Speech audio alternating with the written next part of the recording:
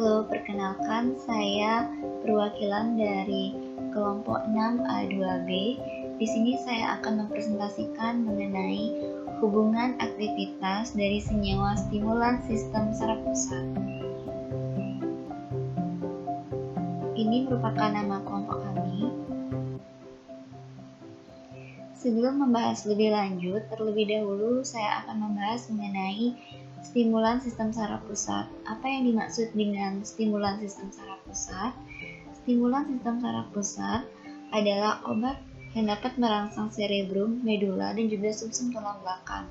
Stimulan saraf pusat bekerja menimbulkan rangsangan yang tidak selektif pada sistem saraf pusat. Prinsip kerja stimulan sistem saraf pusat adalah dengan merangsang sistem saraf pusat hingga mampu untuk menembus sawar darah dari otak. Perangsang sistem saraf pusat pada umumnya digunakan sebagai analgetik atau perangsang pernapasan, penurun nafsu makan atau anoreksia, untuk pengobatan kegemukan atau obesitas, dan untuk pengobatan keadaan tertekan atau depresi mental.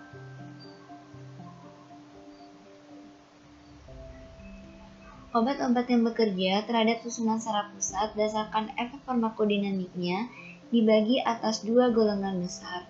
Yang pertama adalah merangsang atau menstimulasi secara langsung maupun tidak langsung pada aktivitas otak, sumsum tulang belakang, beserta saraf-sarafnya. Yang kedua adalah menghambat atau mendepresi yang secara langsung maupun tidak langsung dapat memblokir proses tertentu pada aktivitas otak, sumsum tulang belakang, dan juga syaraf. Kemudian, penggolongan dari stimulan sistem saraf pusat dibagi menjadi 4 golongan pertama. Yang pertama ada analgetika, turunan metilsantin, perangsang psikomotor, dan halusinogen. Yang pertama kita akan bahas adalah analgetika. Analgetika adalah senyawa yang dapat meningkatkan ventilasi pulmonari, meningkatkan respon rangsangan sensori, dan mempercepat pulihnya refleks normal sesudah anestesi. Analgetika dapat digunakan sebagai obat pilihan untuk pengobatan depresi pernafasan yang disebabkan oleh penggunaan narkotika, senyawa pemblok syaraf otot, antagonis opiat, atau senyawa antikolinesterase. Selain menimbulkan efek rangsangan pernafasan, analgetika juga merangsang sistem saraf pusat. Golongan ini kurang efektif untuk pengobatan depresi ventilasi untuk pernafasan yang disebabkan oleh henti jantung, kesulitan jalan udara, dan bronkoplasma. Dalam dosis tinggi, analgetika dapat membuat seorang menjadi kejang. Yang kedua adalah golongan turunan metilsantin.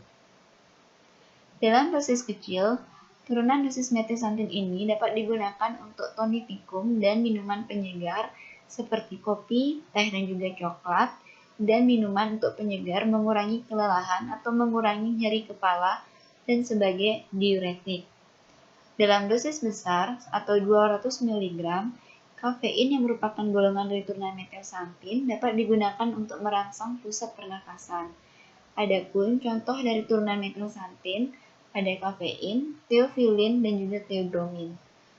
Sekarang, obat-obatan turunan metilsantin ini sudah tidak dianjurkan lagi karena dapat menyebabkan insomnia dan juga kegelisahan serta menimbulkan takikardia, mual, dan juga iritasi saluran cerna. Selanjutnya, yang ketiga adalah perangsang psikomotor. Perangsang psikomotor adalah senyawa yang dapat merangsang pusat psikomotor sistem saraf pusat, terutama dapat digunakan untuk meningkatkan susunan hati dan menjadi harapan penggunaan bagi penderita depresi mental, karena secara tidak langsung dapat menekan depresi mental pada penderitanya. Kemudian, perangsang pusat dari perangsang psikomotor ini dibagi menjadi dua golongan utama, yaitu perangsang pusat simptomatik dan juga antidepresan. Yang pertama kita akan bahas adalah perangsang pusat simpatomimetik. Perangsang pusat simpatomimetik digunakan untuk pengobatan depresi ringan sebagai analgetik pada depresi akibat penggunaan obat-obatan anestesi, hipnotik, dan narkotik untuk mengontrol kegemukan karena dapat menurunkan nafsu makan. Contoh pengobatannya itu adalah amfetamin sulfat, metamfetamin HCl, fenkafamin reaktifan, dan metilfenidat HCl. Kemudian golongan yang kedua itu adalah antidepresan. Antidepresan adalah senyawa yang dapat menimbulkan efek antidepresi, digunakan secara luas untuk pengobatan pasien yang depresi oleh berbagai macam sebab. Nah, kebetulan antidepresan ini ada golongannya lagi, yaitu penghambat monoamin oksidase. Contohnya adalah iproniasid, isokarboksasid, fenelzin, feniprazin, dan transipromin. Kemudian ada antidepresan trisiklik, tetrasiklik, dan golongan lainnya. Yang keempat, golongan utama dari sistem stimulasi saraf pusat itu adalah halusinogen. Golongan halusinogen merupakan senyawa yang merangsang sistem saraf pusat. Halusinogen akan mengubah suasana hati, pikiran, perseptis, dan juga tingkah laku, serta menimbulkan ilusi dan halusinasi yang mirip dengan keadaan psikosis. Efek halusinogen juga dapat dihasilkan oleh penggunaan dosis tinggi dari obat-obatan seperti bromida, amfetamin, kokain, dan skopolamin. Halusinogen dapat dibagi lagi menjadi 3 kelompok golongan utama turunannya, yaitu ada feniletilamin, turunan indol, dan turunan marihuana. Yang pertama adalah turunan feniletilamin. Turunan feniletilamin merupakan turunan yang aktif sebagai halusinogen hanya pada rantai 3,4 dimetoksi, 3,5 trimetoksi, dan 2,3,4 dan 5 tetrametoksi feniletamin. Kemudian ada turunan indol. Turunan indol ada turunan indol sederhana, turunan asam lisergat, dan juga turunan marihuana. Turunan indol sederhana di mana beberapa halusinogen punya struktur 3 beta aminoetil indol, yaitu struktur umum dari serotonin dengan penambahan struktur N-dimetil, di mana struktur amin tersier ini karena lipofilnya memudahkan penetrasi senyawa pada sistem saraf pusat dan mencegah reaksi metabolit diaminasi oksidatif. Kemudian ada turunan asam lisergat. Turunan ini sangat kuat, terutama dari Claviceps purpurea, suatu jamur parasit pada gandum. Kemudian ada turunan marihuana, di mana turunan marihuana ini di masyarakat lebih sering disebut dengan produk ganja, di mana turunan ini menimbulkan halusinogen dan juga euforia. Kemudian ada aspek farmakokinetik dan farmakodinamik stimulan sistem saraf pusat. Yang pertama akan kita bahas adalah analeptika, yaitu golongan niketamid. Niketamid ini bekerja sebagai perangsang pada medula, tetapi untuk mekanismenya belum diketahui secara pasti. Di mana niketamid dapat digunakan untuk pengobatan depresi pernapasan yang disebabkan oleh penekan sistem saraf pusat seperti barbiturat. Di mana profil farmakodinamiknya ia bekerja dengan menstimulasi pernapasan dengan obat yang menginduksi stimulasi CNS secara umum. Di mana farmakokinetikanya niketamid diabsorpsi dari pemberian intravena dan intramuskular menuju ke sistem peredaran darah. Niketamid akan lebih aktif jika diberikan melalui pemberian rute intravena.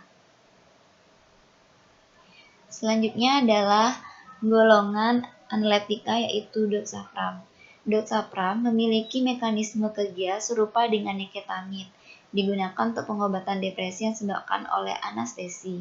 Doxapram diberikan melalui rute intravena, di mana profil farmakodinamiknya, tindakan stimulan pernapasan dimanifestasikan oleh pengikatan volumotidal yang berhubungan sedikit dengan peningkatan tingkat pernapasan, sebuah respon stresor yang terjadi akibat pemberian doxapram, di mana profil farmakokinetikanya, onset efek terapi sinyal pemberian melalui rute intravena biasanya terjadi dalam waktu 2 menit. Obat ini memiliki masa kerja yang sangat singkat dalam sistem saraf pusat.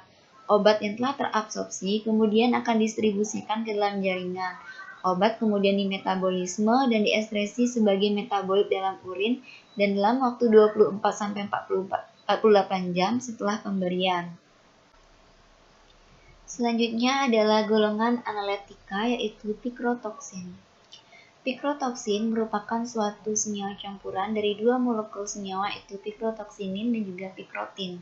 Pikrotoksin digunakan untuk pengobatan depresi pernafasan yang disebabkan oleh kelebihan dosis dari turunan barbiturat atau obat penekan sistem saraf pusat lainnya. Profil farmakodinamiknya untuk menghasilkan aktivitas biologis pikrotoksin bekerja dengan memblok hambatan prasinaptik. Pikrotoksin juga merupakan antagonis terhadap kerja GABA. Pikrotoksin bekerja dengan cara menghalangi aktivitas GABA klorida ionofor. Kemudian, profil farmakokinetiknya, pikrotoksin diabsorpsi melalui rute intravena dan intramuskular. Efek penuh pada sistem saraf pusat tidak terlihat pada beberapa menit. Meskipun obat ini diberikan secara intravena, waktu kerjanya relatif sangat singkat. Obat ini terurai menjadi pikrotoksinin yang merupakan stimulan sistem saraf pusat yang kuat untuk merangsang semua bagian sistem saraf pusat dan dapat menimbulkan terjadinya kejang. Kemudian, golongan dari analeptika yaitu skinin sulfat. Skinin sulfat merangsang seluruh sistem saraf pusat. Tindakan ini dimulai dari sumsum tulang belakang, kemudian mengalami peningkatan konsentrasi skinin di otak.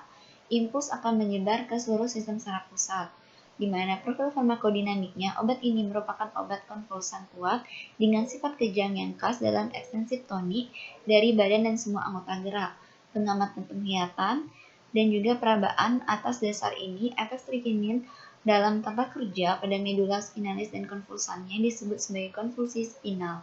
Strychnine digunakan sebagai perangsang nafsu makan secara irasional berdasarkan rasanya yang pahit. Profil farmakokinetiknya, strychnine mudah diserap dari saluran cerna dan tempat suntikan, segera setelah sirkulasi masuk ke dalam jaringan. Strychnine segera dimetabolisme oleh enzim mikrosom sel, hati, dan ekskresi melalui urin. Ekskresi lengkap dalam waktu 10 jam, sebagian dalam bentuk asalnya. Kemudian, selanjutnya adalah turunan metilsantin. Turunan metilsantin ini dapat menghambat kompetitif siklik nukleotida fosfodiesterase, susunan enzim yang mengkatalis konversi siklik 3,5 AMP menjadi 5 AMP, sehingga kadar 3,5 AMP dalam jaringan meningkat dan menyebabkan rasa fisik karena kadar glukosa dalam otak meningkat. Diduga pula bahwa turunan metilsantin membuka aktivitas dengan cara memblok reseptor adenosin sehingga mempengaruhi sejumlah besar fungsi fisiologis. Golongan yang pertama adalah kafein. Kafein memiliki mekanisme kerja yaitu dengan menghambat enzim nukleotida siklik fosfodiesterase, di mana mengkatalis pemecahan AMP siklik menjadi 5 AMP dan GMP siklik menjadi 5 aksen GMP. Penghambatan dari fosfodiesterase menyebabkan penumpukan dari AMP siklik dan GMP siklik sehingga meningkatkan traduksi sinyal melalui jalur ini. Profil farmakokinetikanya di mana waktu paruh plasma antara 3-7 jam, nilai ini menjadi 2 kali lipat pada wanita hamil tua dan wanita yang menggunakan pil kontrasepsi jangka panjang. Pada neonatus prematur, obat metabolisme dibatasi oleh enzim hati yang sistemnya belum matang, di mana obat distribusikan secara cepat ke otak. Cairan cerebrospinal perkiraannya masuk ke air susu ibu. Volume distribusi kafein ini meningkat. Volume rata-rata distribusi pada bayi yaitu 0,8 sampai dengan 0,9. Sedikit lebih tinggi jika dibandingkan dengan profil farmakokinetika pada orang dewasa. Waktu paruhnya itu 3 sampai 4 hari dan diekspresikan sekitar 86%. Selanjutnya adalah ada golongan turunan metilsantin yaitu teofilin. Teofilin di mana mekanisme kerjanya dengan menghambat enzim nukleotida siklik fosfodiesterase di mana mengkatalis pemecahan AMP siklik menjadi 5 AMP dan GMP siklik menjadi 5 aksen GMP. Penghambatan fosfodiesterase menyebabkan penumpukan AMP siklik dan juga GMP siklik sehingga meningkatkan transduksinya melalui jalur ini.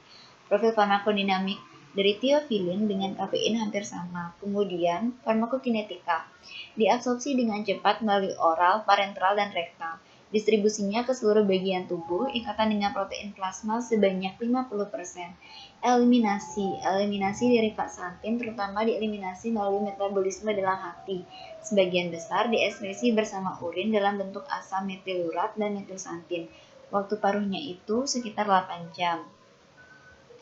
Selanjutnya adalah aspek farmakokinetika dan dinamika dari perangsang psikomotor, di mana perangsang psikomotor ini sudah dijelaskan terlebih dahulu bahwa memiliki bagian, yaitu yang pertama ada perangsang pusat simpatomimetik, di mana yang pertama golongannya adalah amfetamin.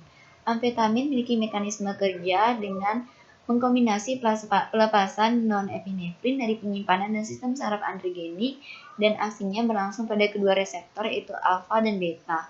Amfetamin memblokir reuptake dari norepinefrin dan dopamin ke dalam neuron presinaptik dan meningkatkan pelepasan monoamina ke dalam ekstraneural. Farmakokinetikanya yang pertama, absorpsi dari saluran gastrointestinal. Amfetamin distribusikan secara luas ke seluruh tubuh dan distribusikan dengan konsentrasi yang tinggi untuk sistem saraf pusat, itu di otak. Di metabolisme menjadi beberapa metabolit aktif dengan adanya bantuan oleh enzim CYP2D6. Terlihat dengan pembentukan metabolitnya. Dieliminasi pada pH urin normal, dieserasikan dalam urin sekitar 30 sampai dengan 40%. Kemudian perangsang sistem saraf pusat metilfenidat HCl, di mana metilfenidat HCl profil farmakodinamiknya merupakan stimulasi SSP yang ringan. Metilfenidat ini memblokir reuptake dari norepinefrin dan dopamin untuk masuk dalam presinaps saraf serta menstimulasi korteks cerebral dan struktur subkortika yang mirip dengan amfetamin. Profil farmakokinetikanya, metilfenidat diserap secara cepat melalui oral, memperlihatkan adanya ikatan protein plasma yang rendah, di mana ikatannya itu sekitar 10-33%. Di metabolisme melalui deesterifikasi oleh karbosil esterase menjadi asam ritanoik dan diestresikan melalui urin. Onset kerjanya 1-3 jam dan waktu paruhnya paling pendek 2-3 jam. Efeknya akan menghilang 4-6 jam. Kemudian perangsang psikomotor yang bagian 2 itu adalah antidepresan. Antidepresan ini juga dibagi lagi menjadi penghambat monoamin oksidase, di mana penghambat monoamin oksidase bekerja sebagai antidepresi dengan cara memblok reuptake dopamin dengan mencegah proses oksidasi amin tersebut sehingga menyebabkan peningkatan kadar dopamin dalam tubuh, di mana salah satu turunannya dari penghambat monoamin oksidase contohnya adalah mefetamin. Mefetamin memiliki profil farmakodinamik, yaitu merupakan neurotransmitter yang memiliki satu cincin benzen, 2 gus etil, dan 1 gus amino. Contohnya adalah neurotransmitter. Golongan ini adalah dopamin, serotonin, dan norepinefrin, di mana ia bekerja dengan memblok reuptake dopamin dan mencegah proses oksidasi amin. Di mana profil farmakokinetiknya itu, di mana pertama diabsorpsi mefetamin dilakukan secara oral melalui usus halus dan onset dari obat ini adalah 20 menit, memiliki durasi selama 8 jam atau lebih, diestresikan melalui ginjal. Mefetamin di metabolisme terutama di hati. Sekitar 70% dari mefetamin yang dieskresi melalui ginjal dalam bentuk urin adalah 24 jam. Waktu paruh akhir dari mefetamin dalam plasma sekitar 10 jam dan tidak bergantung pada cara penggunaan, namun terdapat variabilitas terhadap individu.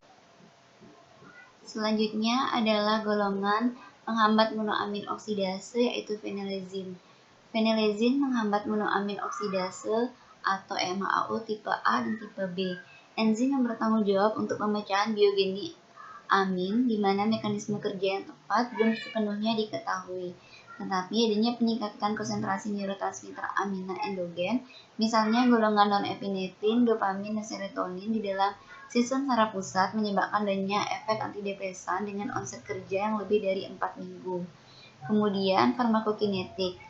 Penyerapan di mana mudah diserap dari saluran cerna gastrointestinal, waktu untuk konsentrasi plasma puncak sekitar 43 menit. Metabolisme, di metabolisme secara ekstensif terutama melalui oksidasi oleh MAO dan melalui astilasi menjadi N2 asetilfenilezin atau melewati jalur minor. Ekspresinya terutama melalui urin, 73% sebagai asam fenilasetat dan metabolit asam parahidroksifenilasetik, dan waktu paruhnya itu sekitar 11,6 jam. Selanjutnya adalah antidepresan trisiklik. Antidepresan trisiklik mekanismenya masih belum diketahui sepenuhnya, namun diduga bahwa efeknya disebabkan oleh penghambatan reaktif dari pelepasan biogenik monoamin, seperti norepinefrin dan serotonin di ujung saraf pada sistem saraf pusat. Ada golongannya itu yang pertama desipramin. Desipramin dapat menghambat uptake amin oleh saraf terminal dengan cara berkompetisi pada tempat ikatan transporter amin. Kebanyakan TCA menghambat uptake NA dan 5-HT dan kecil pengaruhnya terhadap uptake dopamin. Perbaikan gejala emosi sebagai akibat peningkatan transmisi yang diperantari oleh 5-HT, di mana TCA juga mempengaruhi respon reseptor lainnya sebagai reseptor muskarinik, asetilkolin, dan reseptor histamin. Kemudian farmakokinetik profilnya di mana diabsorpsi secara oral dengan cepat, berikatan kuat dengan albumin plasma, berikatan juga dengan jaringan ekstravaskular di metabolisme di hepar, berupa endemetilasi dan hidroksilasi cincin, volume distribusi menjadi lebih besar dengan laju menjadi lebih kecil. Selanjutnya adalah perangsang psikomotor antidepresan tetrasiklik, di mana golongannya itu adalah mianserin. Mianserin, profil farmakodinamiknya itu bekerja dengan cara memblok reseptor alfa-1, alfa-2 androgenik, histamin, dan serotonin. Efek obat ini pada sistem apes serotonergic atau non-adrenergic rendah dan tidak menimbulkan efek antikolinergik. Profil farmakokinetiknya, obat akan diabsorpsi dalam saluran cerna kurang lebih 90% diikat oleh protein plasma. Kadar darah yang tinggi dicapai setelah 48 jam dan waktu paruhnya itu kurang lebih 45 jam. Kemudian, golongan yang selanjutnya adalah maprotilin HCl. Maprotilin HCl, profil farmakodinamiknya dengan menghambat secara selektif uptake norepinefrin saraf dan punya efek antikolinergik sedatif dan kardiotonik yang rendah.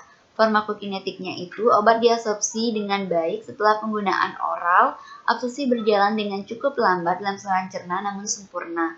Maprotilin mengikat protein plasma 80 sampai dengan 90%. Konsentrasi plasma maksimal tercapai 6 jam setelah penggunaan. Waktu rata-rata untuk mencapai puncak adalah 12 jam. Waktu proterminalnya rata-rata sekitar 51 jam. Kemudian golongan lain yang di sini dimaksudkan adalah fluoxetine. Fluoxetine ini profil farmakodinamiknya adalah merupakan golongan obat antidepresan dari golongan SSRI yang terutama digunakan untuk depresi. Fluoxetine bekerja dengan menghambat serotonin transporter, di mana merupakan suatu glikoprotein dengan 12 regio transmembran dan terletak pada terminal akson dan badan sel neuron serotonergic. Fluoxetine dalam terapi terdapat sebagai campuran R dan N-stasiomer S yang lebih aktif. Kedua senyawa mengalami dimetilasi menjadi metabolit aktif. Narfloxetine dan narfloxetine dikeluarkan secara lambat dari dalam tubuh, di mana membutuhkan waktu paruh 1-10 hari untuk senyawa aslinya, sekitar 3-30 hari untuk metabolit aktif. Fluoxetine merupakan inhibitor kuat untuk izoenzim sitokrom P450 di hati yang berfungsi untuk eliminasi obat antidepresan trisiklik, obat neuroleptika, dan beberapa obat anti-aritmia dan antagonis androgenik. Selanjutnya adalah golongan halusinogen. Golongan halusinogen yang pertama adalah turunan feniletilamin yaitu meskalin. Meskalin bekerja dengan mengikat reseptor androgenik, terutama reseptor serotonergic yang merupakan agonis. Secara khusus, ada beberapa jenis reseptor ini yang terlibat dalam generasi halusinasi, menghasilkan reseptor 5-HT2C dan 5-HT2A yang terikat erat dengan gejala jenis ini. Setelah diabsorpsi secara oral dan didistribusikan hingga berikatan dengan reseptor secara pusat, kemudian setengah dari dosis awal diekstresikan setelah 6 jam. Beberapa penelitian menunjukkan bahwa tidak dimetabolisme sama sekali sebelum diekskresi.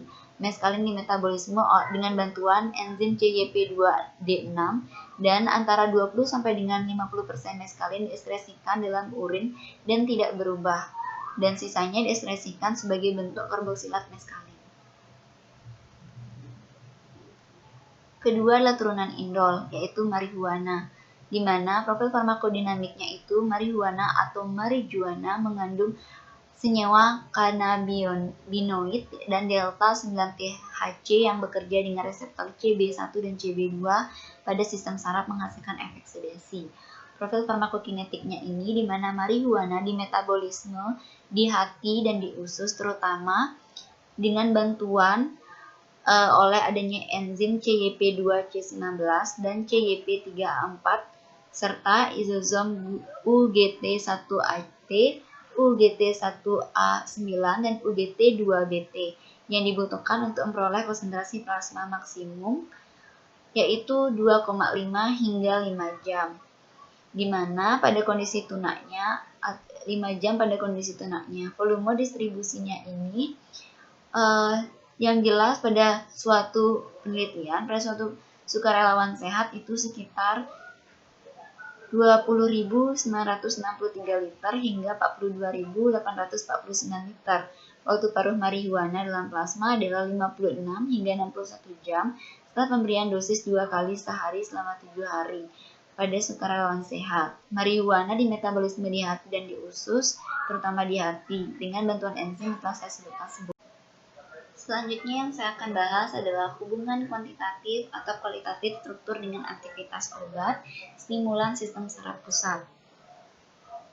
Yang pertama adalah golongan pikrotoksin yang merupakan gugus hidroksialaktonil yang disertai oleh 2 gugus propenil yang mengelilingi struktur pikrotoksin dan memberikan aktivitas biologis. Pikrotoksin sendiri terdiri atas campuran dari pikrotoksinin dan pikrotin. Dapat dilihat seperti gambar di samping, di bagian kiri merupakan struktur dari pikrotoksinin dan di bagian kanan adalah pikrotin. Pikrotoksin digunakan untuk pengobatan depresi pernapasan disebabkan dengan kelebihan dosis turunan barbiturat oleh obat-obatan lain dengan penekanan sistem saraf pusat dengan memberikan efek antagonis terhadap kerja GABA A dengan menghambat efek gamma aminobutyric acid pada tingkat kanal-klorida. Selanjutnya adalah turunan metilsantin. Turunan metilsantin di mana terbagi menjadi 3, contohnya itu adalah kafein, tiofilin, dan tiobromin. Di mana pada tabel kita melihat bahwa pada rantai samping 1 dari kafein terdiri atas CH3, rantai 2-nya juga terdiri atas CH3.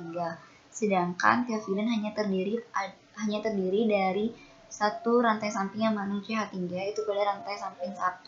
Sedangkan rantai samping 2-nya hanya mengandung gugus H. Tiobromin pada rantai 1-nya mengandung gugus H, sedangkan pada rantai kedua tersusun atas struktur CH3.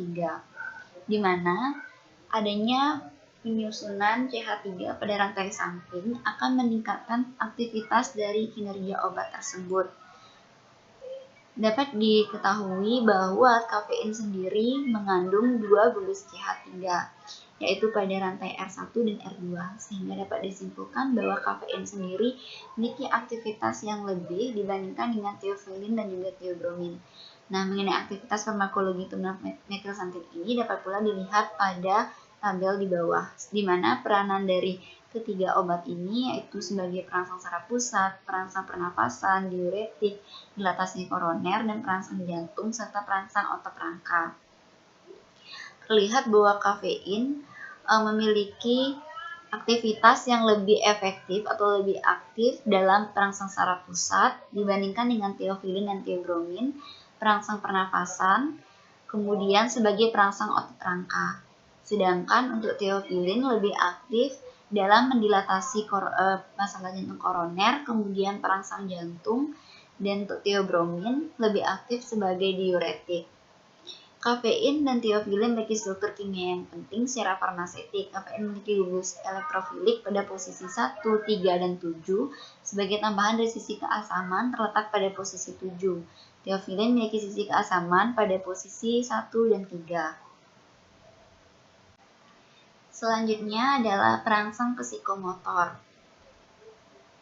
Dapat teman-teman lihat pada gambar di mana ada beberapa struktur dari golongan obat perangsang pusat simpatomimetik ini. Ada amfetamin, metafetamin, fentermin, klorfentermin, benzfetamin, diethylpropion, dan fenfluramin dengan memiliki rantai samping dari R1, R2, dan R3 yang berbeda-beda.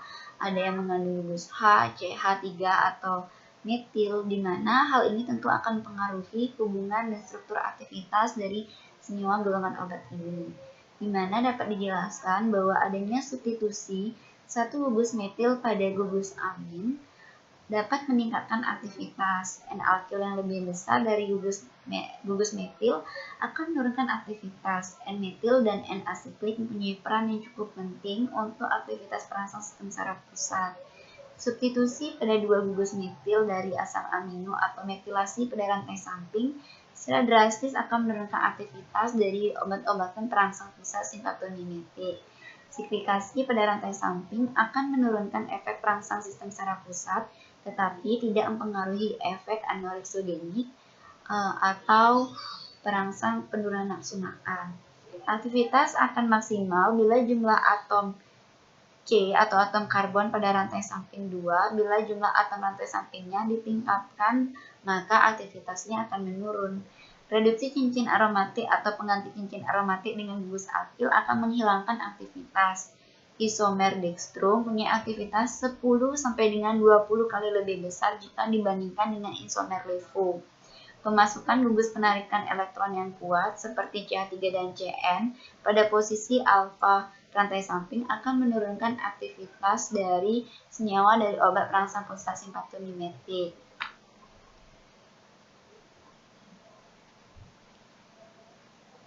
Kemudian, selanjutnya adalah golongan antidepresan.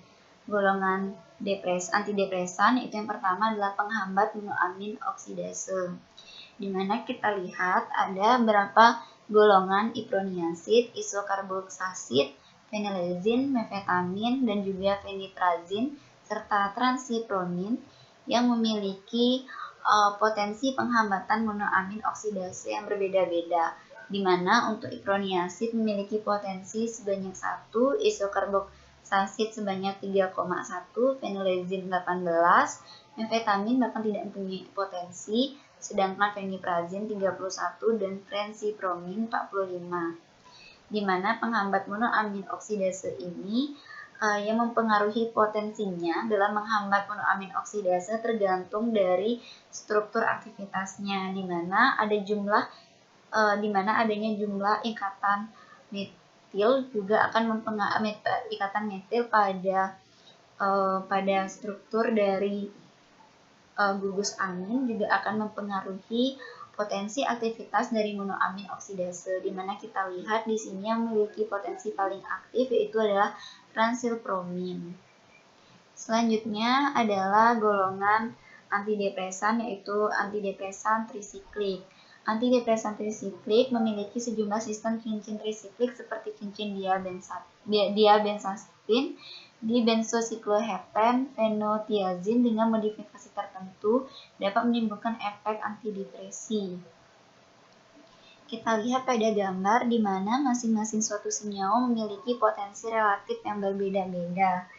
Di mana adanya perbandingan tersebut dijelaskan bahwa suatu senyawa antidepresan ini memiliki suatu struktur yang berbeda-beda, di mana dilihat dari strukturnya, di mana bahwa desipramin dan juga imipramin dan juga klopidogrel tentu memiliki potensi relatif yang berbeda. Hal tersebut diakibatkan karena adanya modifikasi pada rantai samping yang nantinya akan kita jelaskan pada slide selanjutnya. Kemudian adalah golongan halusinogen. Golongan halusinogen itu feniltiamin. Golongan halusinogen feniltiamin ini dapat dilihat juga pada tabel di mana pada rantai R1, R2, dan R3 serta R4 memiliki gugus yang berbeda-beda, di mana rantai pengikatnya itu berbeda-beda, ada yang berupa H, OH, OCH3, dan juga potensi relatifnya juga tentu berbeda. Hal tersebut dapat dijelaskan di mana adanya percabangan metil pada rantai samping isopropil dapat meningkatkan aktivitas perangsangan sistem saraf pusat dan halusinogenik, di mana adanya TMA atau 3,4,5 trimetoxymefetamin dan juga TMA2, yaitu di mana adanya ikatan 2,4,5 trimetoxyfentamin mempunyai aktivitas yang lebih tinggi jika dibandingkan dengan meskalin. Kemudian, metoksilasi pada cincin benzen dapat meningkatkan aktivitas. Aktivitas optimal didapat bila ada gugus metoksi atau alkil pada posisi para, di mana adanya gugus metoksi ini tentunya juga akan memberikan efek peningkatan aktivitas pada golongan halusinogen. Metoksilasi ini secara umum juga bila ada metoksi pada gugus posisi meta, secara umum dapat menurunkan atau tidak mempengaruhi aktivitas. Sedangkan adanya substitusi pada posisi orto atau para akan meningkatkan aktivitas. Adanya gugus metilen dioksi pada cincin akan meningkatkan aktivitas seperti MDA 3,4 metilendoksifentamin dan MDA 4,5 metildioksi 3 metoksifentamin. Mempunyai aktivitas yang lebih tinggi jika dibandingkan dengan meskalin, dan senyawa ini sering digunakan untuk halusinogen sebagai pengganti LSD. Selanjutnya, setelah golongan feniltinamin, selanjutnya adalah golongan turunan indol. Nah, turunan indol ini seperti gambar pada tabel bisa diperhatikan terlebih dahulu. Salah satu golongan turunan indol itu adalah asam lisergat. Asam lisergat di mana memiliki adanya hubungan struktur dan aktivitas pada turunan asam lisergat dapat dijelaskan sebagai berikut. Adanya atom C asimetrik seperti pada C8 dan C5 dapat menghasilkan 4 diastereomer, yaitu pada D dan L asam lisergat serta D dan L asam isolisergat. Dari keempat isomer ini, hanya di asam lisergat mempunyai aktivitas halusinogen, di mana turunan N-asetil dalam tubuh akan terhidrolisis menjadi asam senyawa induk yang aktif. Hidrogenasi pada ikatan rangkap C2 dan C3 akan menurunkan aktivitas lebih kurang 1/8 kali, sehingga hidrogenasi pada C9 dan C10 dapat menghilangkan aktivitas dari senyawa asam lisergat untuk memberikan efek halusinogen. Kemudian kita akan beralih ke aspek modifikasi molekul stimulan sistem saraf pusat. Yang pertama kita akan bahas mengenai adanya modifikasi struktur pada turunan metilsantin, di mana modifikasi molekul kimia metilsantin terutama turunan tiofilin dengan siklondodenasi menghasilkan turunan sistem tri atau tetrasiklik. Reaksi 8 bromotiofilin dengan metilhidrasin diikuti oleh kondensasi dengan asetil asetat menghasilkan turunan 11 yang setelah disiklikasi intermolekul memberikan triazepino. Tiofilin 12 yang sesuai. Modifikasi ini akan menghasilkan agen depresan yang kuat, di mana sebelumnya siklondenasi ini memiliki turunan tri atau tetrasiklik yang efektivitasnya tidak terlalu kuat sebagai antidepresan. Kemudian setelah dimodifikasi akan menghasilkan antidepresan yang lebih kuat untuk menstimulasi sistem saraf pusat. Yang selanjutnya adalah dilanjutkan dengan perangsang psikomotor. Modifikasi molekul untuk meningkatkan sifat hidrofil akan menurunkan aktivitasnya gugus hidroksi pada rantai samping dan menurunkan aktivitas sedang pada hidroksi cincin aromatik dan menghilangkan aktivitas. Kemudian untuk antidepresan trisiklik. Antidepresan trisiklik di mana modifikasinya dapat dijelaskan sebagai berikut. Modifikasi rantai samping. Senyawa menunjukkan adanya aktivitas yang tinggi bila atom C pada rantai samping 2 atau 3 etilamin atau propilamin bila jumlah rantai samping C1 atau lebih dari 3 dan adanya percabangan pada rantai menyebabkan senyawa menjadi tidak aktif. Pada rantai samping biasanya amin sekunder, senyawa akan aktif bila atom N tidak tersubstitusi atau tersubstitusi oleh gugus metil. Substitusi ini dengan gugus etil atau gugus akil akan lebih tinggi, akan menurunkan aktivitas secara drastis dan menimbulkan toksisitas. Jumlah atom C yang besar, maka toksisitasnya akan semakin meningkat.